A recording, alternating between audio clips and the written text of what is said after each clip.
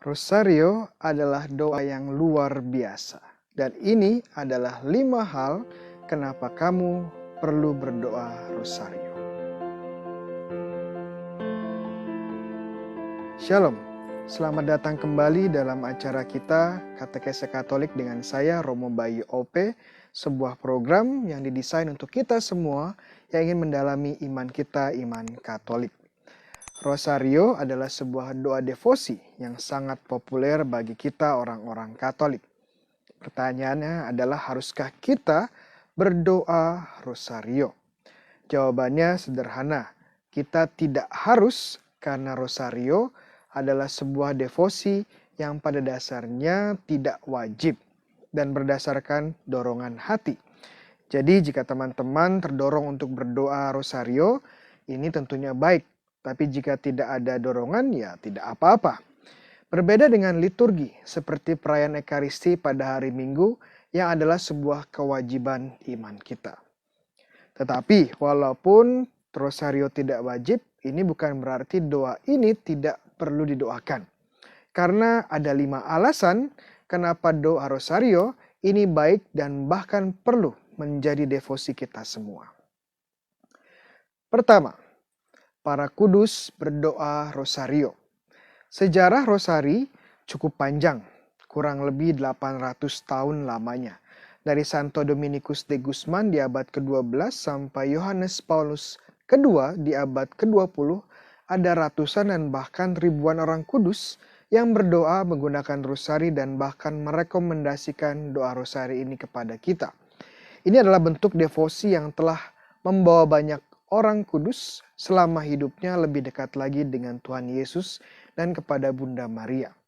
Mari kita simak beberapa rekomendasi dari para kudus tentang Rosari. Yohanes Paulus II. Rosario adalah doa favoritku, doa yang luar biasa di dalam kesederhanaannya dan juga kedalamannya. Bunda Teresa dari Kalkuta.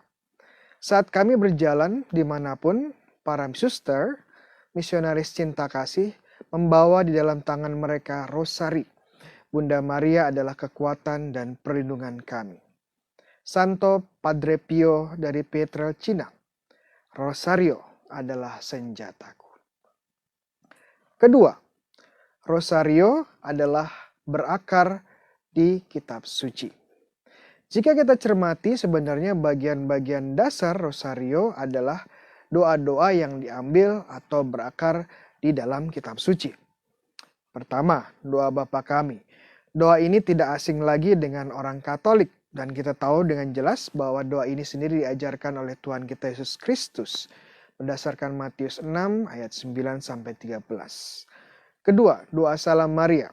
Walaupun tidak semua doa Salam Maria berasal dari kitab suci, setidaknya bagian pertama dari doa ini berakar di dalam kitab suci.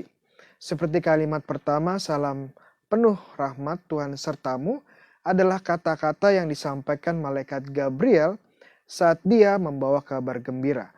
Lukas 1:28. Dan kalimat kedua, terpujilah engkau di antara wanita dan terpujilah buah tubuhmu, adalah kata-kata yang disampaikan oleh Elizabeth yang tergelak oleh Roh Kudus berdasarkan Lukas 1 ayat 42. Ketiga, kemuliaan. Doa kemuliaan kepada Bapa dan Putra dan Roh Kudus berakar pada pengakuan dan penyembahan terhadap Allah Tritunggal yang Maha Kudus. Akar biblisnya Matius 28:19 dan 2 Korintus 13:13. Ini menjadi bentuk doa penutup yang cocok untuk setiap peristiwa atau misteri Rosari.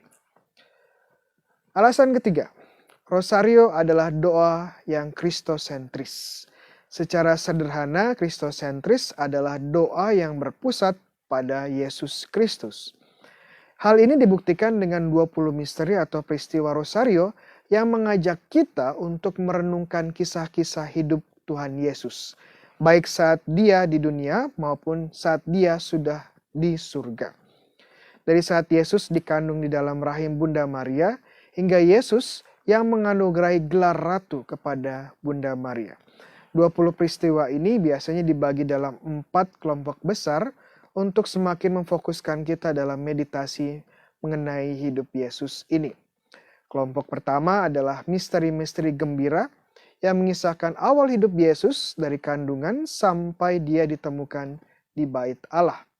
Kelompok kedua disebut sebagai misteri-misteri cahaya yang menggambarkan perjalanan karya Yesus dari mukjizat pertamanya di Kana hingga saat dia mendirikan Ekaristi pada perjamuan terakhir. Kelompok ketiga adalah misteri-misteri sengsara yang secara khusus mengenang penderitaan dan wafat Yesus di salib. Dan kelompok terakhir adalah misteri-misteri mulia yang mengajak kita merenungkan tentang kebangkitan Yesus Kristus sampai Maria yang dimahkotai di surga. Nah, mungkin ada beberapa dari teman yang bertanya apakah Maria sebagai seorang ratu itu ada di kitab suci. Jawabannya bisa dilihat di katekese kita sebelumnya, apakah Maria seorang ratu. Dan dapatkan linknya di kolom deskripsi di bawah. Karena hal ini tidak salah jika Yohanes Paulus II menyebut Rosario sebagai kompendium atau rangkuman dari Injil. Alasan keempat, Rosario adalah doa yang sangat praktis. Salah satu alasan kenapa doa Rosario adalah doa yang sangat populer, karena doa ini adalah sejatinya doa devosi yang sangat praktis dan sangat mudah dilakukan. Untuk berdoa rosari kita cukup menghafalkan doa-doa dasar seperti Aku Percaya, Bapa Kami, Salam Maria, dan Kemuliaan, dan tentunya beberapa misteri rosario. Kemudian doa rosari ini bisa didoakan di mana saja. Di gereja, di kapel, di kamar pribadi, bahkan saat berkendaraan dan dalam perjalanan. Dan bahkan bisa ada yang menggunakannya saat di medan perang. Doa rosari sendiri bisa didoakan bersama-sama dengan keluarga atau komunitas, tetapi juga bisa didoakan sendiri. Selain itu, doa rosari sebagai doa devosi mengizinkan variasi, seperti membagi doa rosari dalam beberapa bagian dalam satu hari. Semisal 2 peristiwa di pagi hari, 1 peristiwa di siang hari, dan 2 peristiwa sebelum tidur. Bahkan saat kita lupa membawa rosari, kita tetap bisa berdoa rosario. Kita bisa menghitung menggunakan jari tangan kita. Atau sebagai contoh kita menghitung di dalam benak kita sendiri. Alasan kelima, rosario adalah doa yang berdaya guna. Doa rosario adalah doa yang tidak hanya praktis, tetapi juga mendatangkan berkat berlimpah bagi mereka yang mendoakannya dengan penuh iman. Sejak abad ke-16, Paus Pius V telah menetapkan bahwa dengan berdoa rosario dengan penuh iman, kita bisa memperoleh indulgensi. Selain itu ada sebuah tradisi yang datang melalui seorang Dominikan bernama Alan de la Roche pada abad ke-16 mengatakan, Bunda Maria menyatakan bahwa jika kita berdoa rosario setiap hari, Bunda Maria menjanjikan 15 hal. Salah satunya adalah perlindungan dari api neraka dan juga tidak akan meninggal tanpa menerima sakramen. Selain doa rosario juga salah satu doa yang efektif menghalau kekuatan jahat. Almarhum Romo Gabriel Amorth, seorang eksorsis dari kota Roma, pernah mendengarkan pengakuan dari seorang roh jahat yang merasuki seseorang. Setiap salam Maria dari Rosario adalah sebuah pukulan bagi kepalaku. Jika semua umat Kristiani mengetahui kekuatan Rosario, ini adalah akhir dari diriku. Teman-teman, inilah 5 alasan kenapa kamu perlu berdoa Rosario. Demikian katekese kita pada hari ini, dan bagi teman-teman yang merasakan katekese ini berguna, bermanfaat, jangan lupa untuk di-share, dan juga jangan lupa untuk like dan subscribe YouTube channel ini, YouTube channel dari Romo Bayu Ruseno. Tuhan sertamu, kita semua diberkati oleh Allah yang Maha Kuasa, Bapa, Putra, dan Roh Kudus. Amin.